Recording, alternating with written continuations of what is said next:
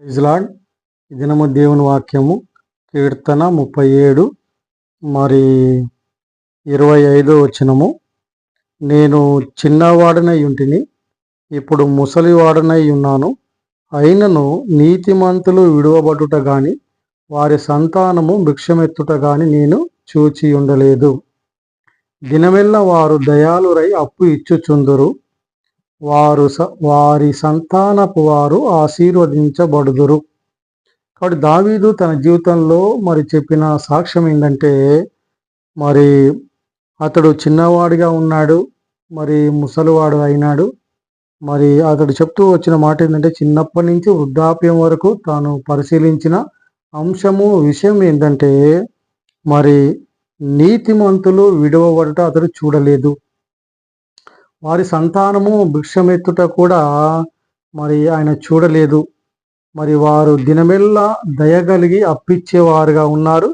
వారి సంతానం కూడా మరి ఆశీర్వదించబడిన వారుగా ఉన్నారు.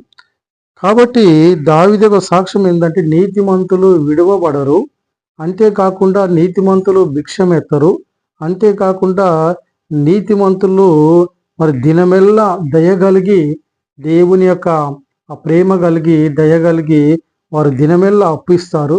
వారి సంతానం కూడా మరి ఆశీర్వదించబడతారని మరి స్పష్టంగా చెప్తూ వచ్చినాడు.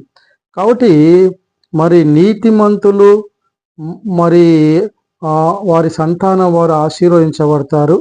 మరి దేవుడు నీతిమంతుల్ని ఎన్నడూ కూడా విడువడు. కాబట్టి దీన్ని బట్టి మన జీవితంలో కూడా మనము నీతిమంతులుగా ఉండాలి, దేవుని నమ్ముకోవాలా. అబ్రహాము దేవుని నమ్మెను, అది అతనికి నీతిగా ఎంచబడును. అబ్రహాము దేవుని నమ్మినాడు, తర్వాత దేవుడు చెప్పిన ప్రకారంగా అన్ని విషయాల్లో విధేయత చూపుతూ కొనసాగుతూ వచ్చినాడు.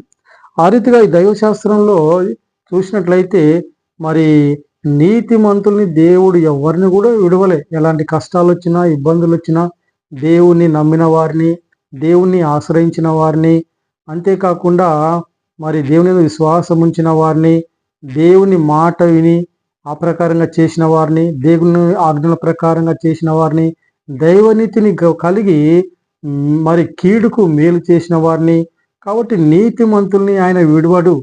అంతేకాకుండా నీతిమంతుల సంతానం కూడా వారు ఆశీర్వదించబడతారు. కాబట్టి మన జీవితంలో కూడా దైవిక నీతిని మనం కలిగి ఉండాలా. దేవుని యొక్క నీతి ఏంటంటే, మరి అందరికీ మేలు చేయడము, చెడ్డవారికి మేలు చేయడం, అపకారులకి మేలు చేయడం, తర్వాత మరి శత్రువులకు మేలు చేయడం, అంతేకాకుండా బలహీనలకు